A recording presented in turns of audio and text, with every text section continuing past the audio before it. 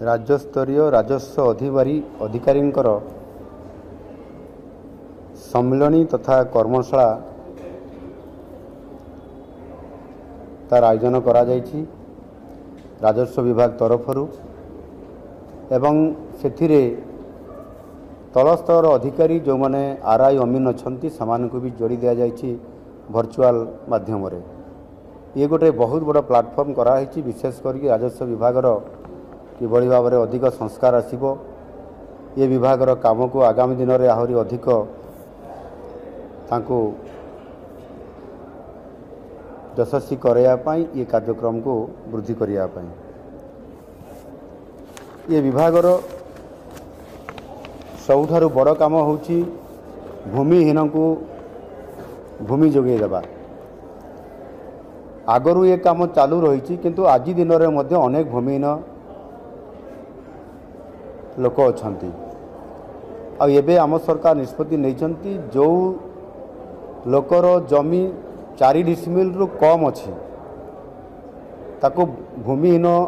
लोक हिसाब से ताको गणति करा जिवो एवं तापाई मध्य जमी ताको जोगई दिया जिवो ये गोटे बहुत पदक्षेप आम सरकार नहीं अनेक केस गुड़िक आज दिन में तहसील ऑफिस रे एवं कोर्ट रे पड़ी रोच जो जमी संक्रांतीय जो मामला गुड़िक सब दाखल होची सेगुड़िक त्वरित फैसला न होबा कारण जोगु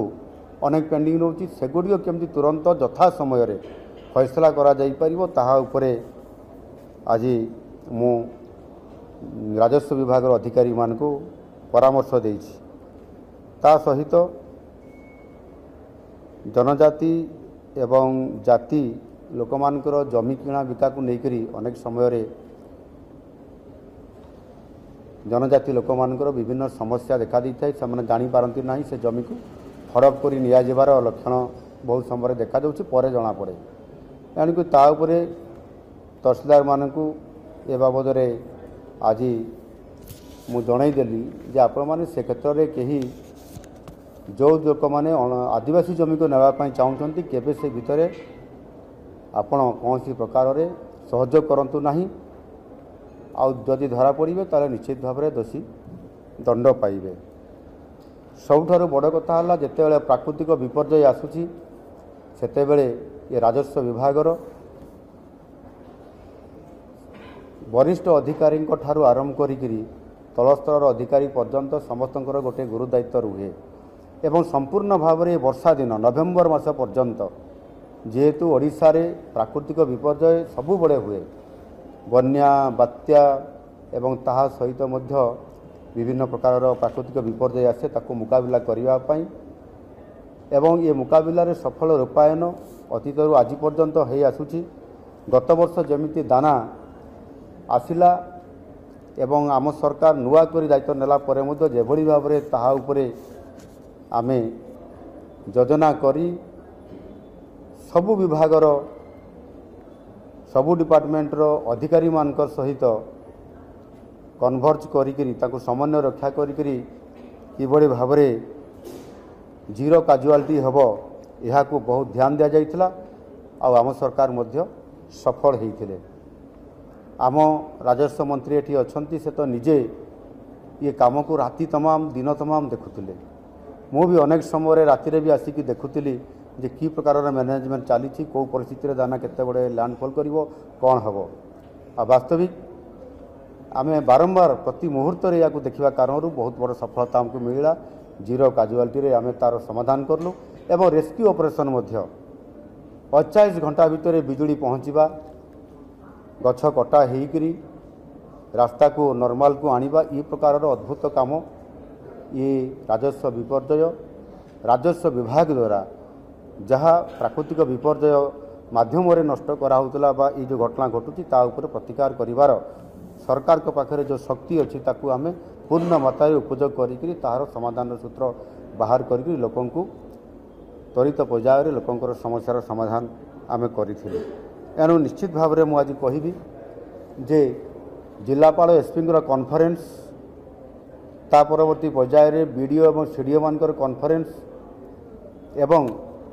आज राजस्व अधिकारी मानकर से सब कलेक्टर एडीएम एवं भर्चुआल रे मध्य जो आमर आरआई अमीन एमाने रही तांकर मध्य इ ब्लाड प्लाटफर्म रे आज जे बड़ी भाव से प्रशिक्षण अर्थात ये कॉन्फ्रेंस आ कर्मशाला जो करा जाउची यार आवश्यकता थिबारु आज सरकार गोटे वर्ष भितर समस्त अधिकारी मानकु कर्मशाला माध्यम रे आम सरकार रो आभिमुख्य को किभली भाव में कार्यकारी करा जिवो, इंडस्ट्री आसिबो, जलसेचन हब, माइन्स ऑपरेशन हब एवं रेल रोड विकास काम रे लैंड एक्विजिशन रो आवश्यकता अछि। ये सबु काम को जदि त्वरान्वित भाव में यथा समय करा जिवो ताले राजस्व विभाग रो भूमिका अतीव गुरुत्वपूर्ण ताकू आधार करी समस्त को एथिरे ये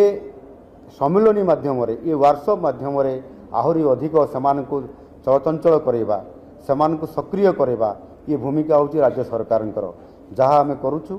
2 दिन धरिक ये सम्मिलनी रे निश्चित भाव एठी राजस्व मंत्री उपस्थित रहीकि समस्त कार्य को तदारक करेंगे एवं आवश्यक हेले मो निजे मध्य पुनर्बार आसिक ट्रेनिंग आउ ये कार्यक्रम कर्मशाला किभली भाव में सफल देव से उपस्थित रहीकि या सफल करने पड़ो।